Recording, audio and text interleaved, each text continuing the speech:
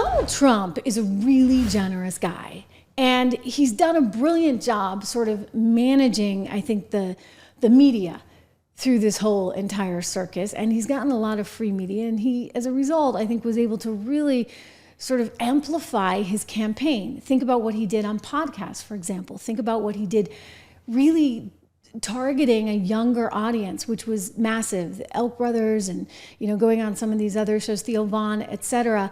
His son apparently had a hand in that. Anyway, he did manage somehow to reach this whole other group, and it's important. But I tell you, this is a generous man. Donald Trump is making a very generous offer to Kamala Harris.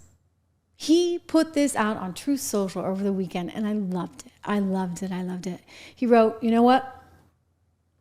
I'm very surprised that the Democrats who fought a hard and valiant fight in the, he meant 2024 election, raising a record amount of money, didn't have lots of money left over.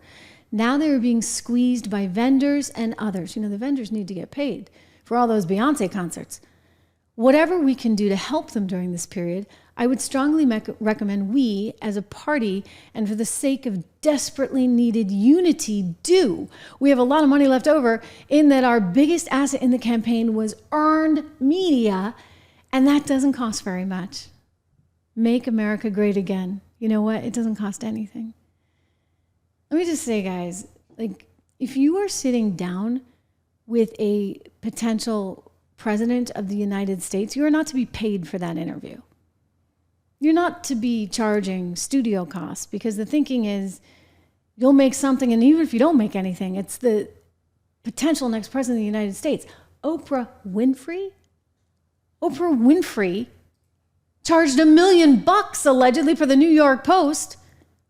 The Harris campaign paid Oprah Winfrey $1 million. And they paid other celebs to appear with her in her doomed presidential bid. That is the headline in the New York Post, and this is kind of disgusting. And this explains a lot, right? It explains why you saw Taylor Swift up on stage and Beyonce, and why they held out, why in some cases, Beyonce was supposed to be at one concert and she wasn't there, or she probably didn't get the fee. Alanis Morissette was supposed to do a concert, but then the campaign ran out of money. What kind of world are we living in where these celebrities are so obviously for sale, and Kamala Harris is so obviously willing to give them whatever they want, and then they get up there on stage and they say, oh, she's the greatest. You got to vote for her. J-Lo did that, right? And these are people that literally have nothing in common with hardworking Americans who go and work 1, 2, 3 jobs a week to be able to put food on the table, and are confronting the enormous inflation that we've had to deal with as a society under this administration. Celebrities don't get that.